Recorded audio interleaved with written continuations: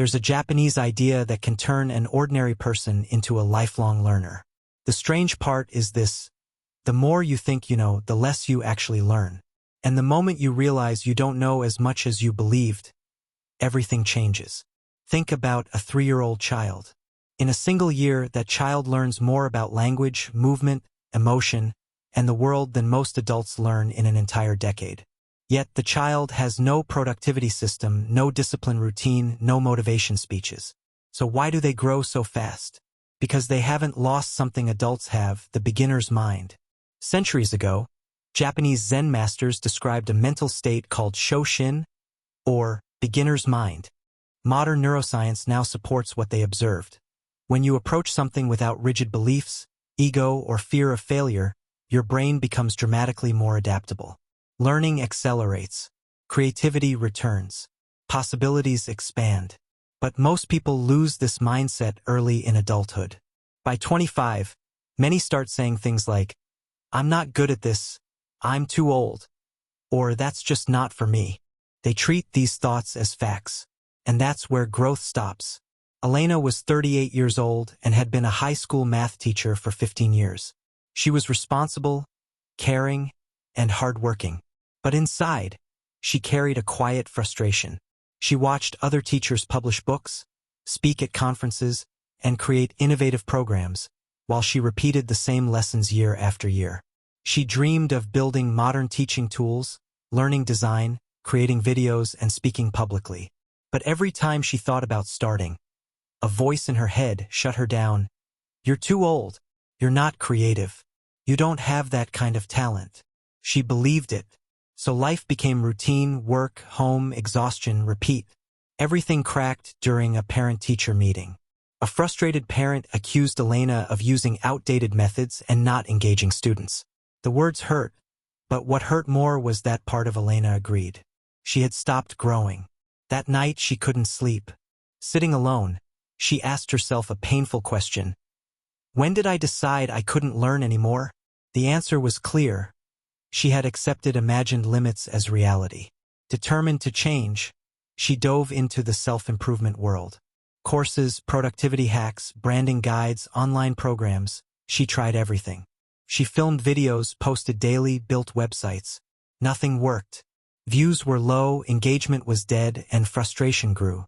She felt like proof that some people just don't have it. Then one night, she came across a simple talk about Shoshin. The speaker said, "The biggest obstacle to learning is not lack of intelligence, but excess certainty. Adults think they already know their limits." That sentence stopped Elena cold. She realized she had approached every new skill with a hidden belief. "I'm bad at this." She wasn't a beginner. She was an adult protecting her ego. And that closed mindset made real learning impossible. The talk introduced 2 more Japanese concepts. The first was Shuhari, the natural stages of mastery. Shu means you follow the rules exactly, copying a master without modification. Ha is when you begin adapting and experimenting. Ri is transcendence, when the skill becomes natural and personal. Most people fail because they skip Shu. They try to be original before they understand the fundamentals. The second concept was Do, meaning the path. Learning isn't a destination. It's a lifelong journey. If you're chasing quick results, you suffer. If you walk the path itself, you grow endlessly. Elena joined a mentorship built around these ideas. Instead of hacks, the mentor asked, "Why do you want to grow?" After deep reflection, she answered, "Because I refuse to believe I'm finished becoming better." That became her fuel.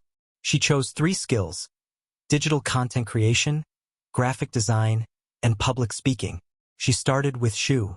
For videos, she studied a successful educator and copied the structure exactly. For design, she followed beginner lessons step by step. For speaking, she joined Toastmasters and followed their system without ego. The first month was discouraging. Low views, average designs, nervous speeches. But she embraced Kaizen, improving just 1% each day. No dramatic breakthroughs, just small, consistent practice. Week after week, invisible progress compounded. Her speaking became smoother. Her visual sense sharpened. Her camera confidence grew. One day a video received real engagement. A design got shared widely. A speech earned strong applause. Nothing magical happened overnight. But over months she had changed. Then something deeper shifted. She began teaching her classes with Shoshin, as if discovering math for the first time alongside her students. She asked more questions. She listened. She experimented. Students responded. She eventually built a visual, interactive math curriculum and shared it with other teachers. Feedback was overwhelmingly positive.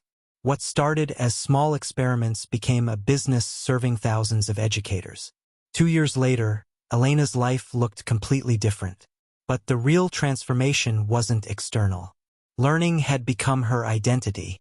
She no longer forced discipline. Curiosity drove her. She had reached the stage where growth is natural. Science explains why this works. Research on growth mindset shows people who believe abilities can develop learn faster.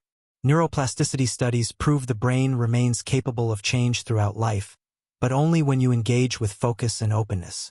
Ego and fear shut learning systems down. Curiosity and humility activate them. The truth is simple. Most people don't stop learning because they're incapable. They stop because they think they already know who they are. Shoshin breaks that illusion.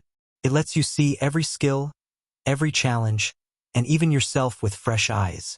If you want to apply this, choose one skill you've postponed. For the first month, enter Shu. Follow a proven system exactly. For the next month, focus on Kaizen, small daily improvements without expecting instant results. In the final month, enter Ha, adapt, experiment, and connect the skill to your deeper purpose. Stay on the path without rushing the outcome. The beginner's mind is not about being inexperienced. It's about being open.